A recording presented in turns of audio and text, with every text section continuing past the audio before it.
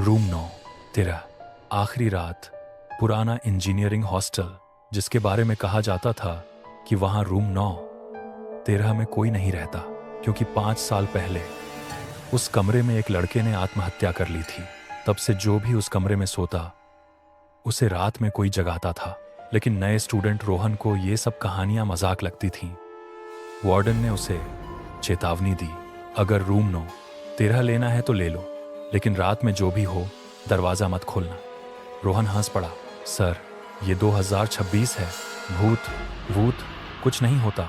और वह रूम 9 13 में रहने चला गया। पहली रात के करीब 2-3 AM अचानक रोहन की नींद खुल गई। उसे लगा कि कमरे में कोई धीरे धीरे चल रहा है, जैसे कोई नंगे पैर फर्श पर चल रहा हो। रोहन उठकर बैठ गया, लेकिन कमरे में कोई नहीं था। तभी थक थक थक दरवाजे पर दस्तक हुई। रोहन ने पूछा, कौन है? लेट बाहर से धीमी आवाज आई, दरवाजा खोलो। हाँ। रोहन को याद आया कि वार्डन ने कहा था दरवाजा मत खोलना। वह चुपचाप बिस्तर पर लेट गया, लेकिन तभी दरवाजा अपने आप धीरे धीरे खुलने लगा। कॉरिडोर बिल्कुल खाली था, लेकिन दरवाजे के बाहर फर्श पर गीले पैरों के निशान थे जो धीरे धीरे कमरे के अंदर आ रहे थे।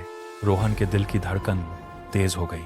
वो निशान सीधे उसके बिस्तर तक आकर रुक गए। अचानक कमरे की लाइट बंद हो गई। पूरा कमरा अंधेरे में डूब गया, और उसी अंधेरे में रोहन को महसूस हुआ कि कोई उसके बिस्तर के नीचे से धीरे धीरे बाहर निकल रहा है। धांसा आन उसने हिम्मत करके नीचे देखा, और जो उसने देखा उसका खून जम गया। बिस्तर के नीचे वही लड़का था जिसने 5 साल पहले आत्महत्या की थी। उसका चेहरा खून से भरा था और उसकी आंखें पूरी तरह सफेद। और बोला, तुम मेरे बिस्तर पर क्यों सो रहे हो? रोहन डर के मारे चिल्लाया और दरवाजे की तरफ भागा, लेकिन दरवाजा बंद हो चुका था। तभी उस लड़के ने रोहन का पैर पकड़ लिया और उसे बिस्तर के नीचे खींच लिया। अगली सुबह जब वार्डन और स्टूडेंट्स रूम 9 13 पहुंचे, दरवाजा अंदर से बंद था।